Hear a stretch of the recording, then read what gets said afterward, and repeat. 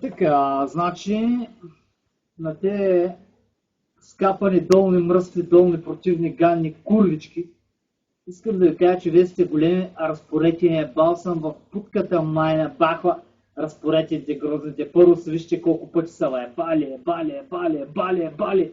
Станали сте курвички, кучки, бахти майката противна, направо ми се повръща като видя колко сте грозни, бахти майката, гледате са в огидалото, що сте комплексирани, бахти грузилищата сте, бахва грозните руси масти, какви грозни помии, направо мумии, да.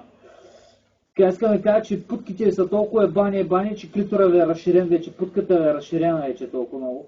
Путките ви са разширени, даже и ако взема да ваеба няма да направите кеф на кура, защото сте толкова широки, не сте някакви тесни, не сте тесни, как да ви го обясня, смисъл демет, путенцата ви не са тесни, са някакви гайди.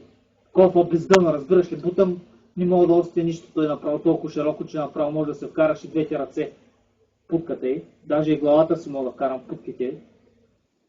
Толкова сте широки, че направо не можем да направите удоволствие, не можем да направите кефна на работа с извинение. На кура. Какво да кажа? Мастийска работа, брат. Курвички, масти, кучки, разпи, да ви е бо майката на майка ви, путката.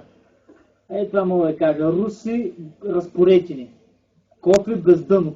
Кофи без дъно, разбираш ли? Кофи без дъно. Руси, блонди, че грозни отгоре на това, че кофа без дъно не може да направите удоволствие на работа, на кура. Бахва грозните мумии, бахва грузилищата, такива грозни момичета не бях виждал. Путките е широки, газовете е широки, ебали са, направо сте гайди, разширени, не мога да направите удоволствие на някой като толкова сте